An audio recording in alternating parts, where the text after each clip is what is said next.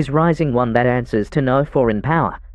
Welcome to the revolution you weren't supposed to see. This is Afrique Vibe News. Welcome to Afrique Vibe News, where we bring you powerful stories shaping Africa's future, from bold leadership and independence movements to groundbreaking defense and development strategies.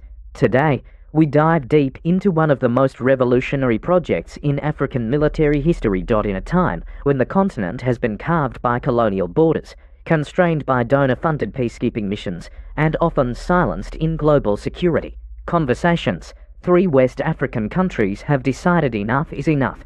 Mali, Burkina Faso, and Niger are building a unified military force and army that answers only to their people, not to Paris, Washington, or Brussels. This isn't just news.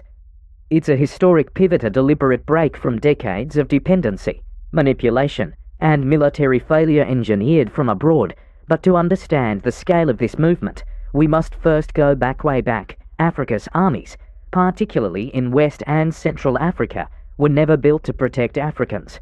The foundation of most military institutions on the continent was laid by European colonialists, not to defend African sovereignty, but to suppress resistance and maintain foreign rule. In French West Africa, military service was compulsory for African men, but they weren't defending their villages. They were sent to die in Europe's wars.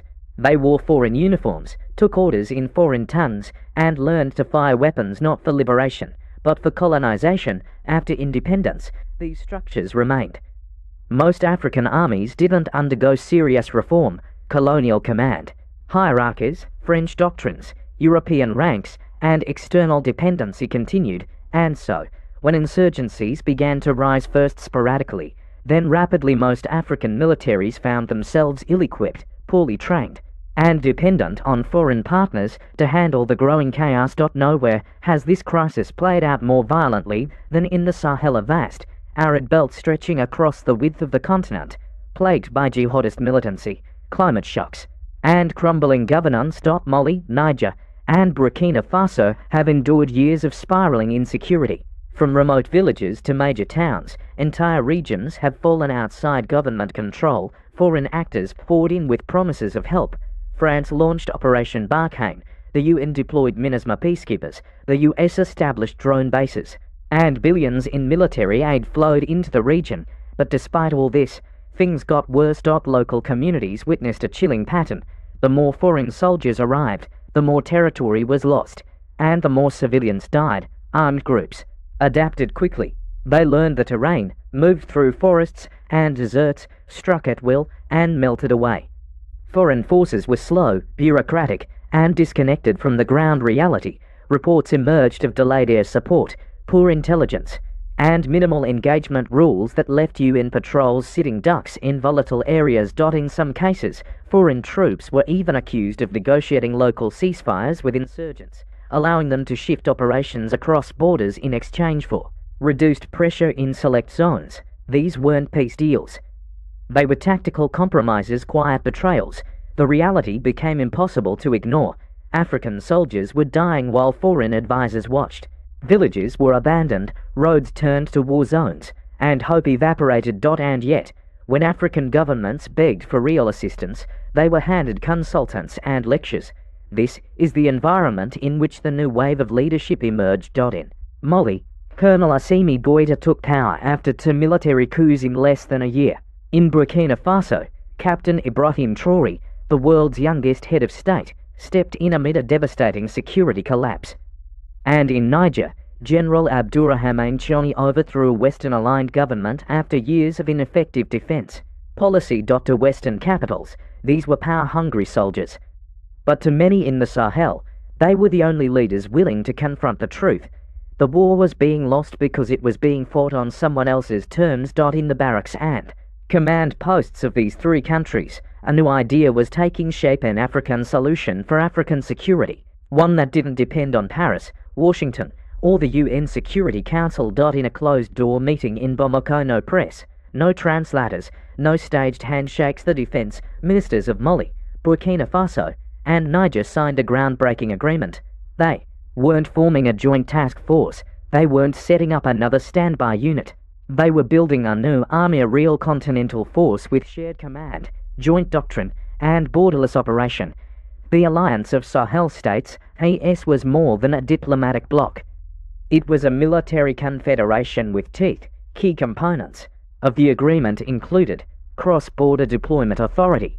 Soldiers from any AES member could operate in another without needing foreign clearance.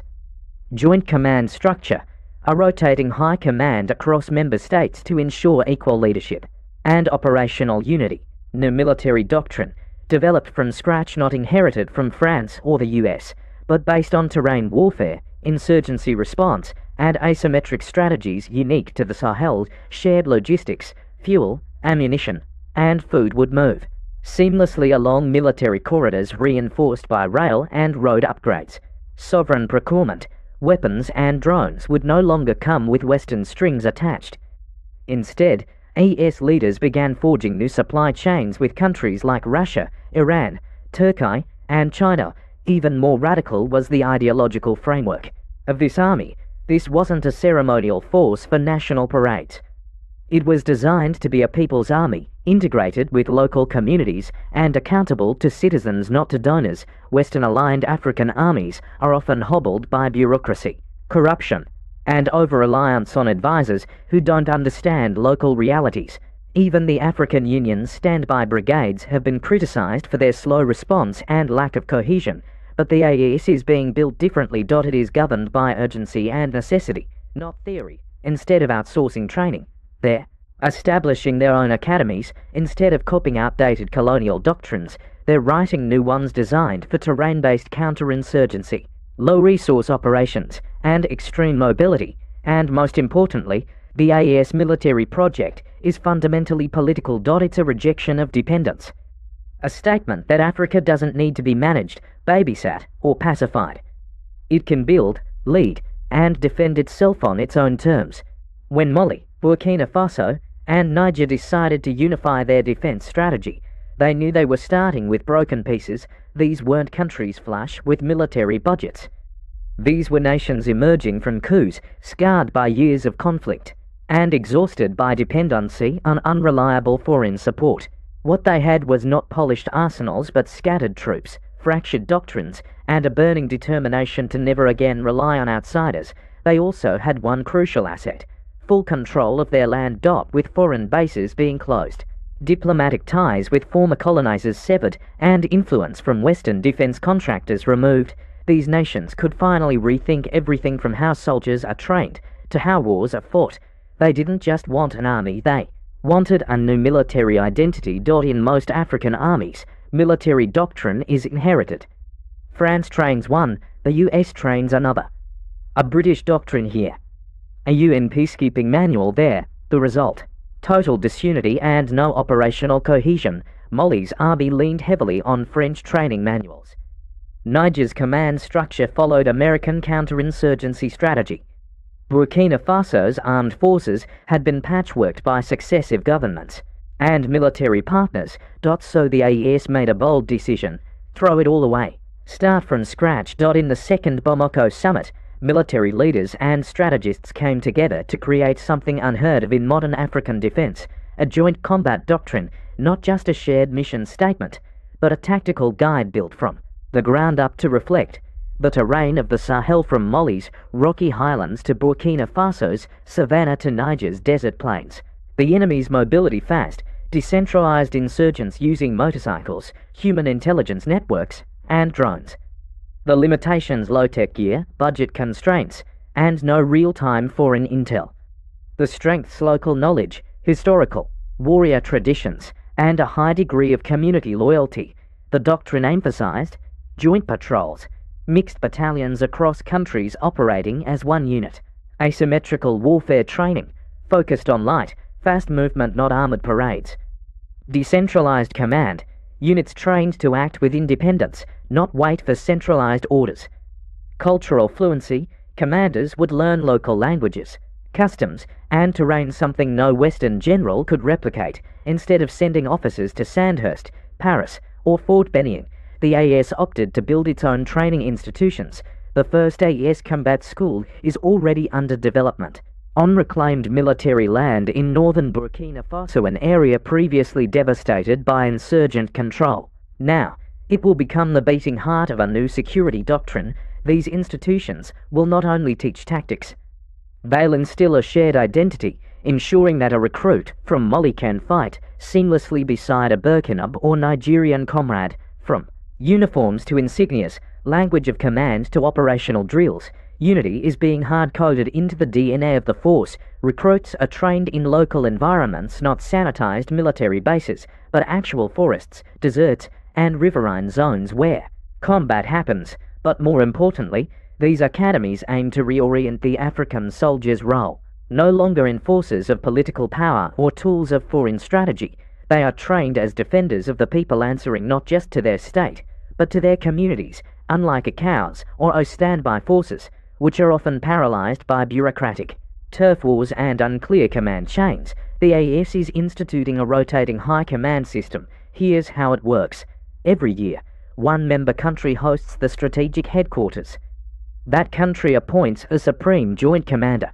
Officers from other countries relocate to serve under that command, rotating through new terrains, command cultures, and languages. This is not just symbolic.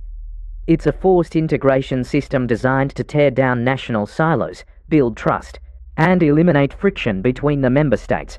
Think of it as military exchange with a purpose. Within just a few years, the AES expects to have hundreds of officers with cross-border leadership experience, something unheard of in most African defense systems. This makes the AES not just interoperable, but resilient.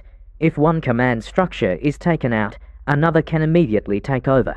That's battlefield survivability, something foreign trained forces often lack. One of the most revolutionary steps in the AES security architecture is the creation of an independent communications and command network. The AES grid, Western defense systems rely on satellite coordination, cloud-based intelligence sharing, and foreign-operated logistics chains. This creates dependency and vulnerability. So the AES is developing a secure digital infrastructure, reportedly with help from engineers from Algeria, Iran, and even North Korea.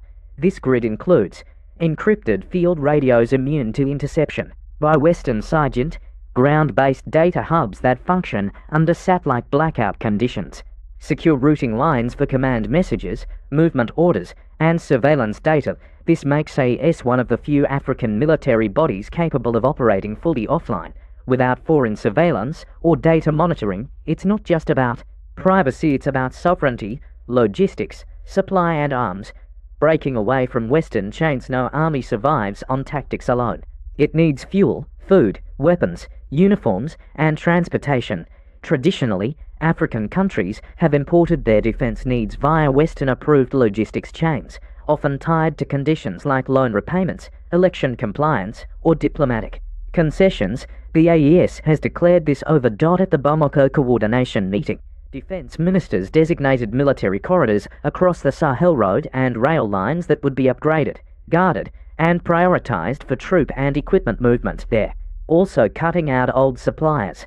Instead of relying on US or European vendors, AES procurement teams are signing contracts with Russia for light arms, armored vehicles, and military trainers, Iran for drone technology, anti-insurgency kits, and digital jamming tools, China for logistics vehicles, surveillance equipment, and communication gear, Turkey for light UAVs, paramilitary protective gear, and mobile command bases. Even more ambitious, the AES is planning a joint arms production zone, ammunition factories in eastern Burkina Faso, drone assembly lines in Niger, combat vehicle repair depots in Mali. This is about long-term sustainability.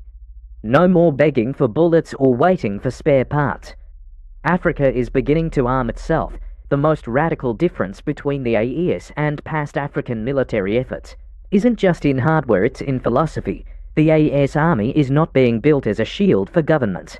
It's being built as a weapon of the people. In Mali, traditional hunter guilds, the Dozo, long protectors of rural areas, are being formally integrated into the paramilitary patrol framework. In Burkina Faso, civilian watch groups are receiving training to work with the AES on intel collection and logistics. In Niger, tribal elders and community leaders are being embedded into recruitment planning to ensure fair representation and local trust.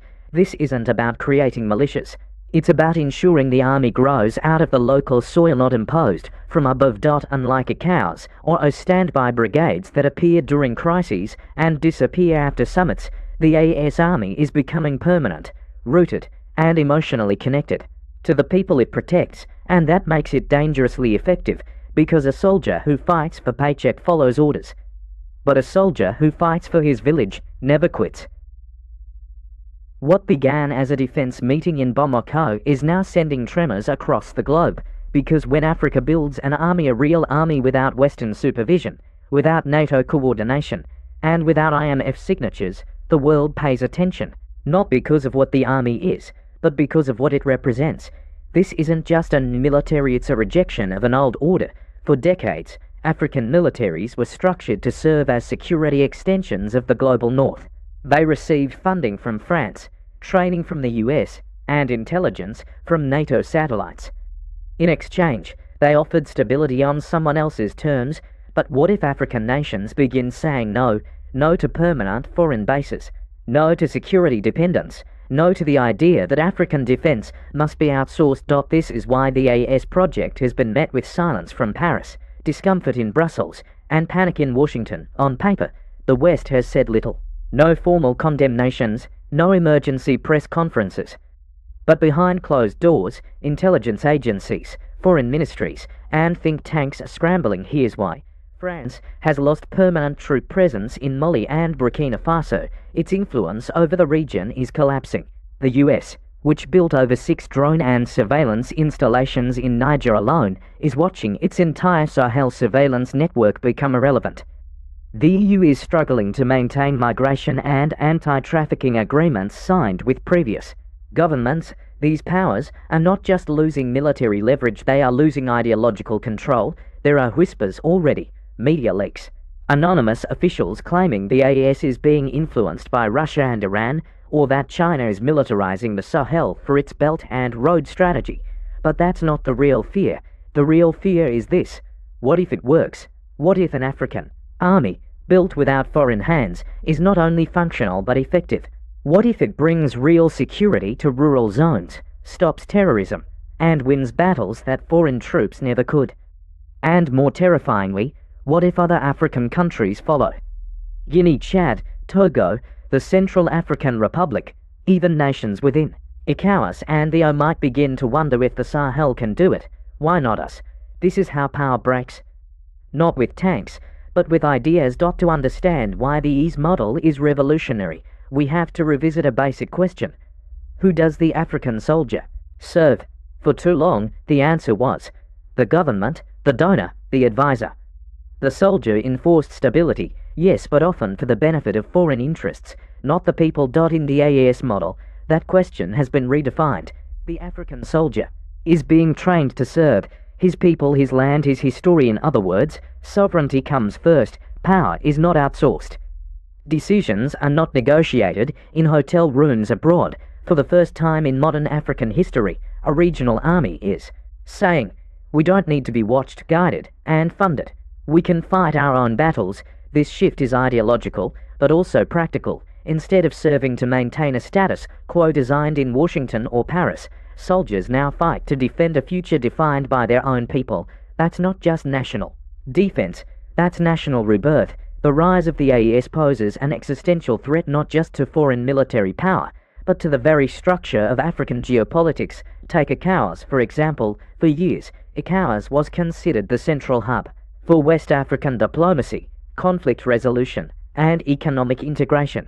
But ECOWAS has been increasingly seen, especially by AES states, as a proxy for Western power. After the coups in Mali, Burkina Faso, and Niger, ECOWAS imposed sanctions, threatened military intervention, suspended memberships. Yet at no point did ECOWAS address why these coups happened. No dialogue, no compromise, just punishment. That's why AES leaders refer to their alliance not as a union, but a confederation, one based on equal standing, mutual respect, and self-defense. There's a real possibility now that West Africa could split into two blocks, one under the ECOWAS, France, EU, NATO umbrella, one under the AES, aligned with non-Western partners, and internal doctrine. That divide could shape everything: diplomacy, trade, defense, migration, and digital infrastructure, the scramble for Africa is no longer about who owns the mines or builds the railways, it's about who controls the rules, and AES wants to write its own. Ideas are powerful, but in war, ideas are only as strong as the boots on the ground. The AES hasn't yet faced its full trial by fire. Joint patrols are underway, training programs are expanding.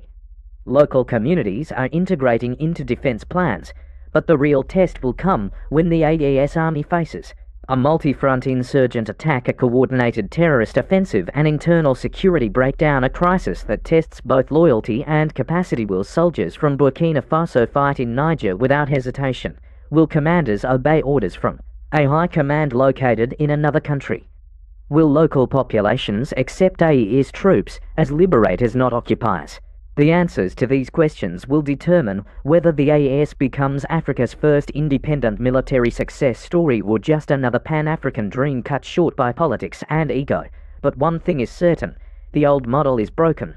The West had its chance, it failed, and now a new vision is rising. For too long, Africa was told it needed permission to defend itself, permission to build armies, permission to buy weapons, permission to fight wars on its own soil.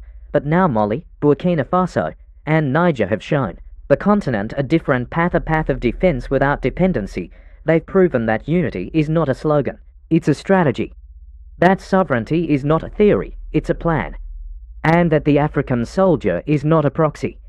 He is a protector. The AES army is still young, its future is uncertain. But its message is already loud and clear. Africa will no longer wait, not for funding, not for peacekeepers, not for approval. If the continent is to be secure, it must secure itself. If it is to be free, it must defend its freedom with its own hands. And if it is to rise, it must do so on its own terms, because in the Sahel, a new Africa is being born, not in boardrooms, but in barracks. Not in treaties, but in trenches. And this time, the world is not invited to lead, it can only watch or follow. Thank you for watching Afric Vibe News. Don't forget to like, comment, and subscribe for more in-depth stories on African development, resistance, and sovereignty. Turn on notifications so you never miss an episode.